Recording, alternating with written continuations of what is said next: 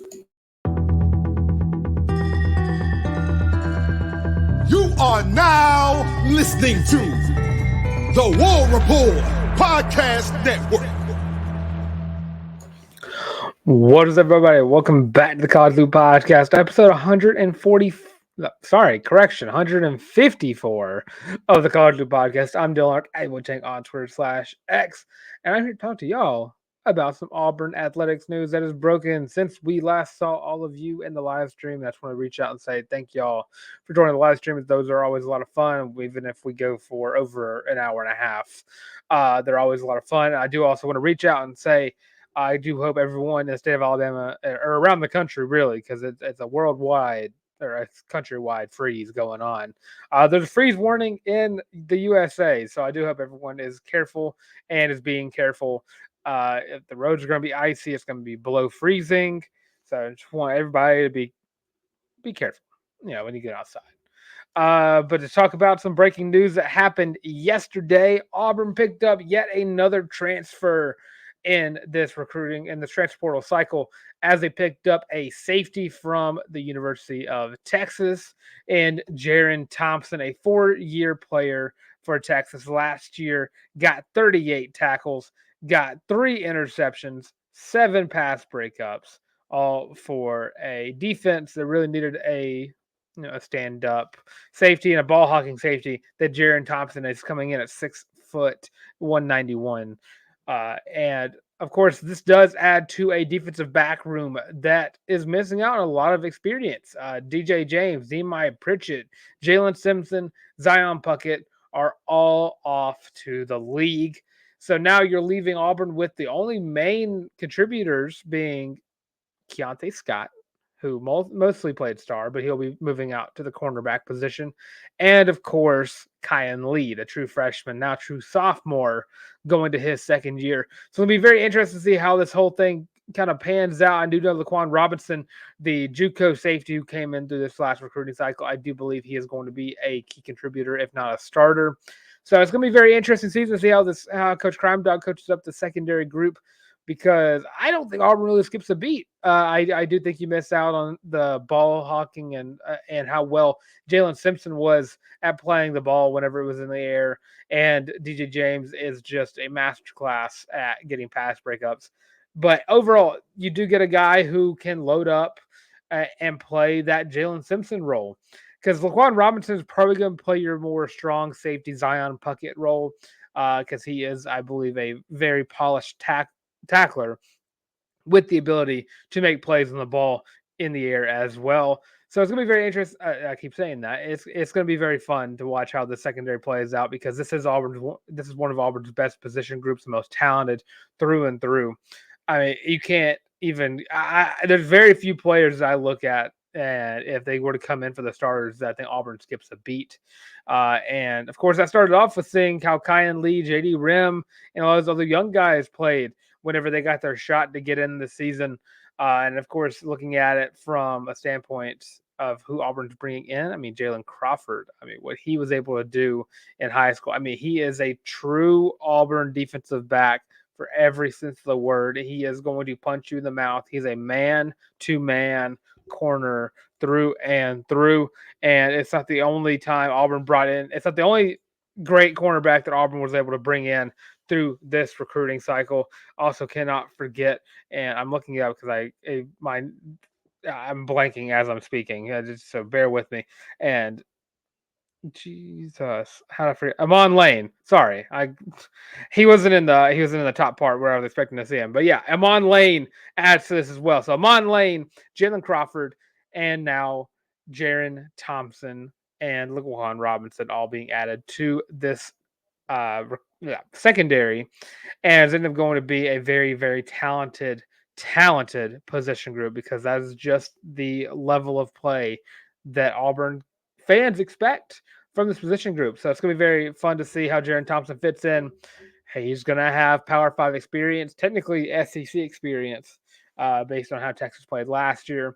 So I expect Jaylin Simpson to start in year one. I do expect to play the free safety role alongside Laquan Robinson. And then the rest of the secondary kind of fills itself out between Keontae Scott, Donovan Kaufman, and Kyan Lee probably being the remainder of those. And I don't think that that's a step down in the slightest from what we saw this past season. So yeah, a lot of fun. Auburn, Hugh Freeze doing a very, very good job of not attacking the portal in such a way that looks like he's replacing a lot of players, but he is definitely going for positions of need and quality players that are going to add to this team going into next year. He's got some wide receivers, got some O linemen, got some defensive backs, got some linebackers coming in through the portal. So a lot of fun, and it's not a heavy onslaught of through the transfer portal that we saw in the last off season where Hugh Freeze looking for ways to get this staff to keep this team afloat from a team that was lost a lot of players and didn't seem like it was going to be the most talented roster. Turned it around, went to a bowl game with a team that was in the dump, for lack of a better term, a dumpster fire until Coach Cadillac, who is now not at Auburn anymore, but until he was able to put out the flames, and Hugh Freeze trying to maintain and trying to keep this, good Lord, keep this football team at a upward trajectory. So yeah, huge pickup in Jaron Thompson, huge pickup from all the other transfer portal guys, and now kind of focus on the high school guys they're trying to wrap up with. I did get a correction on the Ryan Williams signing day. It is going to be on February 9th. So not that Wednesday, but it is going to be on that Friday, February 9th. So as this comes out, we are now, I believe, 24 days away, or as this comes out, 24 days away from the next signing day with Ryan Williams announcing where he is going. And as far as we are aware, it is between Auburn, Alabama, Texas, Texas A&M, and I've heard LSU, but I really think it's between Auburn, Texas, Texas A&M. And that's where I throw out my ABA, my Anywhere But Bama trajectory that I'm going with for the rest of the Ryan Williams recruiting cycle. I do think Ryan Williams is at another level of talent that Auburn's wide receiver core would need.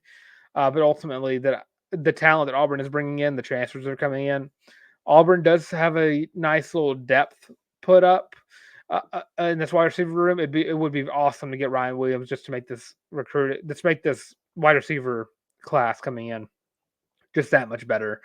But ultimately, it's kind of along the same lines as you want to be at the level to where missing out on 1 5-star isn't going to hurt, and it does nothing but help, really. But it's really for me right now. Anywhere but Bama is where I stand with Ryan Williams. And speaking of Alabama, before we get through some of the other tidbits I have for the football conversation, Alabama has officially hired their defensive coordinator in Chance Womack. I think it's Womack from South Alabama, the head coach of the South Alabama Jaguars.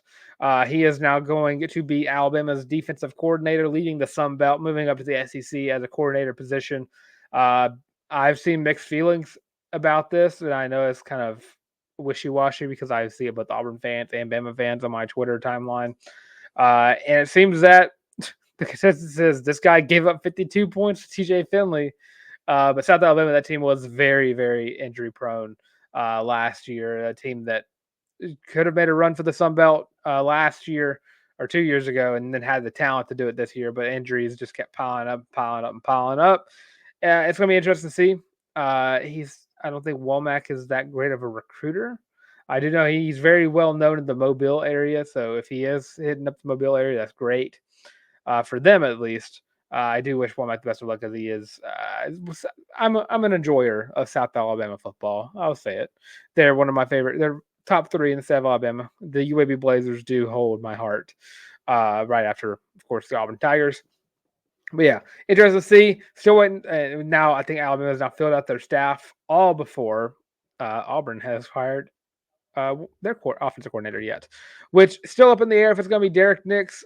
We don't know what's going on really. I think everyone is pretty much confused as to why an offensive coordinator hasn't been named yet, and that could bode as an issue for the transfer portal and other players, but maybe not really because of the fact that it's going to be Hugh Freeze's playbook.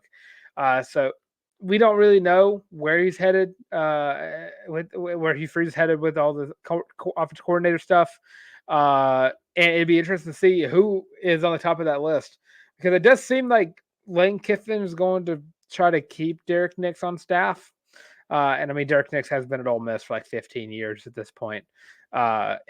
Consistent, like 15. I think he's been under 5 different coaches now at Ole Miss. So interesting to see. I don't know if it's still going to be Derek Nix, but definitely it is going to be an important task to pick up someone soon. Still trying to figure out who the other defensive coordinator is going to be. As far as I know, it's only Charles Kelly and he got listed as a co-defensive coordinator. And don't really know who the other co is going to be. Hopefully someone who understands the schematics of the front 7. That way you have a nice little mesh of coordinators that are coaching up different levels of the game. So still waiting to see where Auburn's going with that. And hopefully the news breaks soon of what coordinators that Hugh Freeze will be bringing in. Of course, position coaches as well. Because I believe right now the only position coaches that Auburn is missing out on is the running backs coach with the departure of Cadillac Williams. So going to be very fun or very interesting to see where that goes, and where Hugh Freeze looks to coach up the running backs. Because as far as, and it looks like running backs are already getting ready for the season. Damari Alston, Jeremiah Cobb, we're seeing on Twitter training up already in the Auburn indoor facility. So, and they already look. It looks like Auburn's bringing back all 4 of the running backs. So yet again, Auburn is very good at the running back position. And I don't think this was an issue we were going to have if someone were to leave and a Brian Batiste to transfer, but I don't think the talent level really dropped off that much between Batiste and Cobb. I do think we see a lot more of Cobb than we see of Batiste in 2024. So it's going to be a lot of fun to watch how he develops. I do believe Jeremiah Cobb has the talent and the potential to be a great running back for the Auburn Tigers. And that's not even to be said with the fact that he is running with a 5-headed monster, if you want to throw in Sean Jackson in that group. But that is just a fun position group to watch. And just to move on to other news going on, if you were on Twitter yesterday, you would have noticed that a certain SEC coach in the state directly to the west of Alabama came out on Twitter and kind of trolled Auburn fans a little bit, showing off that he was watching film of the Auburn Ole Miss game this past year. And if you don't know who I'm talking about Lane Kiffin, who is known for being a Twitter troll. People falling bait to giving him interactions. I didn't really see it. I didn't really comment towards it. I kind of just talked about it to people on in group chats, like, oh, well, he's trolling again. And I saw a lot of Ole Miss fans trying to start some beef with this. And there was a lot of Auburn players that were talking about it too. One of those being Chandler Wooten, a former linebacker, talking about how Auburn pretty much has owned Ole Miss the past five years. I believe that Auburn 3-2 against Ole Miss in the last 5 years. In the last 2, of course, 0-2. Auburn not one to lose to Ole Miss very often, and it seems like Ole Miss fans really want this to be a rivalry, which it won't be. As far as I've been alive, Ole Miss has not really been has really been more of an afterthought in terms of what teams I'm more worried about going into the season. And the issue with that is Auburn doesn't play Ole Miss in 2024. They're playing basketball this year and baseball and the other sports. But in 2024, Auburn football does not play Ole Miss. So the trolling got sent to another level because for whatever reason. So I will say to everybody, please be wary of who you comment towards on Twitter, because all you're doing is just making Lane Kiffin go more viral. So please, everybody, be mindful of what Lane Kiffin is trying to do. He is a man who has excelled at A, recruiting in the transfer portal, and B, pushing everyone's buttons. So please be wary of what you see come up from a Lane Kiffin-led Twitter account. And I say that with a lot of love. Please, everyone, don't give him interactions, and then you won't see it as much. And he won't try to. He trolls everybody. So let's not try to act like it's like an Auburn specific thing. He just goes ham on Twitter for like the off season, and then he stops, and then he starts up again. That's all that happens. It happens every year. And everyone gets all worked up about it. Let's chill out and move on. Thank you. And then last bit of Auburn football news before we get into Auburn basketball. The UFL is happening soon. If you know what the UFL is, it is a kind of a mix of the XFL and the USFL. The two spring season football leagues. I'm not really too sure exactly what the schematics of this is or what the real rules are. I do know that two teams that I call myself a supporter of are going to be in it, in the Arlington Renegades, or the former Dallas Renegades, and the Birmingham Stallions. But other than that, I don't really know what the UFL is. It's the United Football League. They're going to be playing. There's 8 teams in it. There are some Auburn players going to be a part of this league. So if you are looking for some spring football coming up in the later months after the Super Bowl, you got 3 Auburn players that you could potentially cheer for. And I have an asterisk next to one of these Auburn players, but I'll go with the guys I don't have that for. Starting off with Dallas or Arlington Renegade, defensive tackle Devontae Lambert. Played at Auburn from 2014 to 2015. He is going to be a member of the Renegades. And then, you just go to the next one. I get alphabetical order. Calvin Ashley, the former offensive tackle, played at Auburn from 2017 to 2018. He's going to be on the Birmingham Stallions. People know Calvin Ashley being a 5-star offensive tackle. That was a huge pickup whenever he signed. Never really panned out. Transferred to Florida Atlantic, and I think he also went to Florida A&M as well. Never really panned out in college, and now finding his way into the UFL.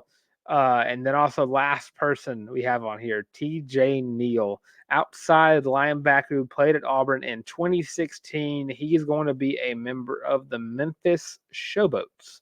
So really cool name. Very cool that these leagues exist. Love to see the guys who couldn't make it to the NFL kind of show out and show what they can do, kind of make and have fun while doing it. And some of these guys elevate their play to playing in games like that. It's kind of like how Kurt Warner played in the Canadian Football League, got noticed, and came up. You never know what's going to happen.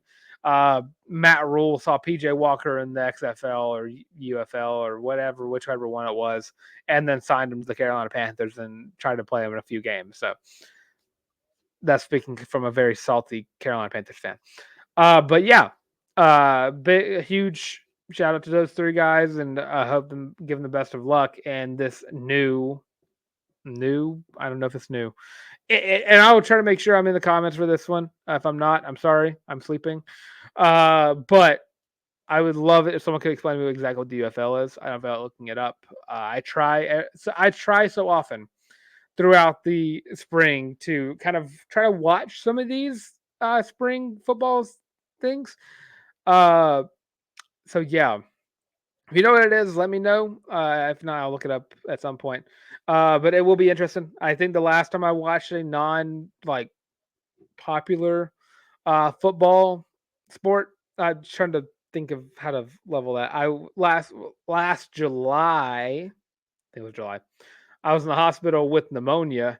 I was able to watch a women's football league, and I actually was like sitting up. I was in awe of how fun that was, because I'd never heard of it before. I didn't know there was a whole like women's football league that was actually like legit. There was like a team that's like carried that league for like 10 years, and I was watching them play. I was like, these girls are good.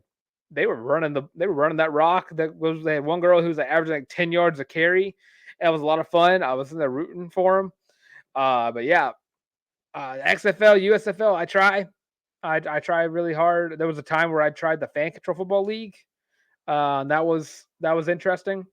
None of my plays that I wanted ever got called. But regardless, I wish them the best of luck in their future endeavors for Devontae Lambert, Calvin Ashley, and TJ Neal. I don't know if Sal Cannella is in this. I didn't see his name in any of the UFL rosters. He might still be part of the XFL. I do believe he is, but I don't know what team he's on. Again, that goes to my lack of concentration I can have for these leagues. So ultimately, it is guys who are in the middle of the college NFL spectrum. They're in that gray area of guys who just aren't in the league but are trying to get in the league still by playing in these leagues. But they're fun if you love them. I'm not going to judge you. They're just very hard for me to keep my focus on in the spring, especially with all the other sports going on and basketball, baseball, and softball, and gymnastics. All the sports that I love. And speaking of which, before we get to Auburn basketball, go ahead and tell all of you, thank y'all for tuning in the stream. Thank you for tuning in on the Spotify, Apple Podcast, or wherever you're listening right now. Because we love it here. We have fun here at the College Loop. And we're glad that y'all are here to watch and listen as well. We do ask that if you are around and you like what you see, like what you hear, leave a like, leave a follow, leave a ring the bell, whatever the platform that you choose to listen or watch us on says to do. Leave a comment as well. What are your early thoughts in the Auburn football season? What are your early thoughts in the Alabama football season? I think that's worth talking about.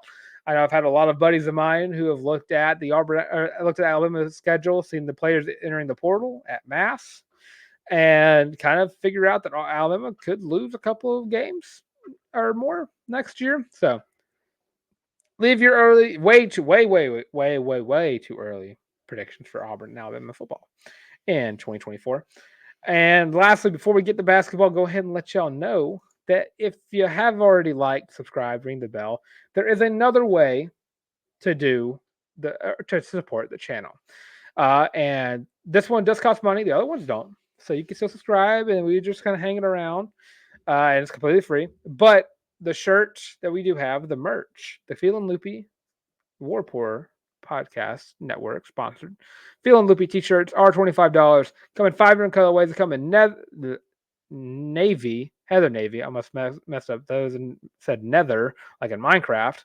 Heather navy, black, heather black, and midnight heather gray are the 5 different colorways for the Feelin' Loopy t-shirt. And I gotta be honest with y'all, this is the most comfortable shirt that you ever wear. I wore it when me and my girlfriend went out to Birmingham to go to the McQueen Center for a little date day. I wore that shirt underneath my jacket, and believe me, it was easy breezy all walking through there. It was a little warm in there, but I didn't really know because the airflow in that shirt is just amazing. It's the most comfortable shirt you're ever going to wear. $25 is an absolute steal. So if you're looking for a great shirt to get, you know what? We're a month away from Valentine's Day. So if you're looking for a great gift to get your loved ones, it's the Feelin' Loopy t-shirt. Come on. You already know what we're going to say here. Go ahead and get you one. If you want to go ahead and like plant down a present that's going to make someone very happy, it is the College Loop, Feelin' Loopy, Warpour Podcast Network's branded Feelin' Loopy t-shirts. And with that, we're going to kick it right into Auburn basketball as they are getting ready to play against the Vanderbilt Commodores. And I will say Auburn is now number 13 team in the country per the AP poll, for people who still have respect for the AP poll, even though they like to screw over Auburn a lot. But yeah, Auburn is going to be taking on the Vanderbilt Commodores on the 17th. That is tomorrow as this show comes out. And as it stands right now, Auburn is currently very much a favorite to win this game. Vanderbilt 5-11 on the season, 0-3 in SEC conference play. They are best known for getting whooped by Ole Miss, LSU, and then having a close, narrow loss to Alabama. Looking at Vanderbilt's box score, they have 2 players who are going to play the entire time: Ezra Manjon and Tyron Lawrence. And everyone knows Tyron Lawrence says he was a guy he entered the portal and went back to Vanderbilt after not wanting to come to Auburn. But now he is going to stay he's now going to stay a problem to scheme for. Tyron Lawrence on the year averaged 30 minutes a game, 13.6 points per game, 5.2 rebounds, about 2 assists, 2 steals, and he's also shooting. Shooting 27 from the 3-point line, which is not very good. That's of Ezra Manjon, who is averaging 16 points a game, 3 rebounds, 3.5 assists, 1 steal, and shooting 36% for 3-point line, also 87% from the free throw line. After that, it kind of trickles off. You have a couple guys who are going like 9.6 is the last one, and then everyone kind of trickles off into the single-digit crapshoot. And Auburn, of course, going into this game playing at the top level of the sport right now. Auburn playing at one of the best teams in the country. ESPN put out a power rankings. Auburn is currently 8th in that power rankings because of the level of play they have done thus far. I think it's like 5 to 6 games in a row with a 10-point win. And I feel stupid for not like knowing that right away. And just bear with me as I do some mental math. 3, 4, 5, 6, 7, 8, 9 games in a row with a 10 or more point or 11 or more point victory for the Auburn Tigers. Going to this game, it's pretty evident that your main focuses are going to be Janai Broome and Chad Baker Mazar are going to be your main two. And don't let me forget about that boy, Jalen Williams and Ian Holloway. Those boys, Jalen Williams and Holloway. Because Auburn is, if you weren't aware, there are 10 dudes on this Auburn basketball team who are playing lights out. You have Janai Broome, J. Will, Aiden, Chad, Katie, Trey, Denver, Dylan, Cheney's playing pretty well as a role player. Chris Moore playing pretty well as a role player. This team is the most put together team that we've seen through this stretch in the Bruce Pearl era, I must say. It is definitely a team that, if they can maintain this level of play without peaking or going too far on one side, could make a run for the SEC. And I know that's a stretch. I don't want to, I'm knocking on wood as we speak. But at the level this team is playing right now, this is a level we were not expecting to see, at least right away. Janai Broome is almost averaging a double-double on the season. He only needs to average like 1.6 more rebounds a game, really 2. Jay Will's playing his best basketball yet. He's playing with attitude. He's playing with emotion. He is dunking on folks. He is trying to break the rim. Aiden Holloway is working on finding a shot, making better plays, making smarter plays as a freshman. And then Chad Baker Mazara absolutely showing out and showing up every time he's on the court. I think he has like 5 or 6 games in a row with double-digit points for a guy who's coming off the bench. Definitely an important factor. Definitely a huge pickup from the transfer portal, showing off how important it is to find those dudes that you want on your staff. And of course, can't forget the fact that we're watching the best Dylan Cardwell we've seen thus far as an Auburn Tiger. And I will say this game, I'm sorry, everybody. It's in Central Time. Or I'm sorry, everyone that's in Eastern Time. I'm sorry, everyone that's in Central Time. This game is going to be played in Nashville, and it's going to be at 8 o'clock p.m. again on Wednesday. I do think Auburn is going to win this game pretty heavily. Auburn does have a track record with kind of struggling in Memorial Gymnasium and Nashville, Tennessee. Most recently I can think of is, of course, SEC tournament in the Barry year. Not Barry. Last year's was in Nashville. The other one was in Tampa. But yeah, definitely a game that I do think Auburn's going to go in pretty hot and heavy in, especially because this week it does not get. This is the easiest game of the week because right after that they're going to play a ranked Ole Miss team who, again, I don't think Ole Miss in basketball is really all that great. I think that they're just kind of riding high on an easy non-con. And then, of course, Alabama right after that on next Wednesday. So definitely a little tough 2-game stretch after the Vanderbilt game.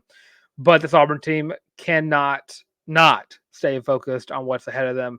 Never skip a game. Never look past an opponent because that's how you struggle. That's how you give up a 21-2 run against LSU. So never overlook your opponent at any point of the game. And I do think Auburn's going to win this game. I think it's going to keep the streak going. I'm going to give Auburn the win. I'm going to say, let's go like 85 to, let's go nice 85-70. I think Auburn gets a nice 15-point win over the Vanderbilt Commodores ahead of their game against Ole Miss. And I will say, in women's basketball, we are going to have a preview for that game on the Thursday show. Since it's going to be happening on Thursday. So, yeah, if you're hanging around with the College Loop right here, we are going to be talking women's basketball Thursday. There you go. Thursday. My week, the whole storm thing going on is really throwing my game off in terms of watching calendars. But yeah, this is going to be a fun week of Auburn basketball, both men's and women's, because the women will be playing Vanderbilt as well, both as well in Nashville. So it's going to be a fun week for those student athletes hanging out in one of this country's great cities. And And I will say with that, that's pretty much all you guys. It's been a pretty slow past 24 hours. We pretty much backloaded on all the stuff we had to talk about from the past weekend. So hopefully more news breaks between now and the next time we see you. But with that, I'm Dylan Larck, able to tank on Twitter/X. That's at YABOY the tank. Also have my Instagram as well at Dylan Larck at DYLENLARCK. If you also want to look, it's just like right here. If you need help spelling it, it's right there. There's also a link to my Twitter, and the link in the description below, as well as to the Feeling Loopy War Report sponsored Feeling Loopy t-shirts. So there we go. So if you're looking for all those links, they're all in the description below. And of course, if you're right here on the YouTube, make sure you like, comment, subscribe. Leave your thoughts on how you think Auburn football is going to look in 2024, especially with this brand new secondary we got going on. We are currently at 741 subscribers. Let's try to get that 100 very soon because Colin's got to eat. We also love that we're getting a lot of love from the Spotify as well. So make sure you rank us 5 stars and show some love over there as well. Make sure that you're following us on all social media platforms: Facebook, TikTok, Instagram, Twitter, the works, all of those at The College Loop. Also have some audio versions of the show as well, because if you're tired of seeing our faces, completely understandable. But we are available on the audio versions of Spotify, Apple Podcasts, Google Podcasts, and of course, Amazon Music. And with all of that being said, again, it's going to be very cold outside, so let's be careful. And this has been the College Loop Podcast.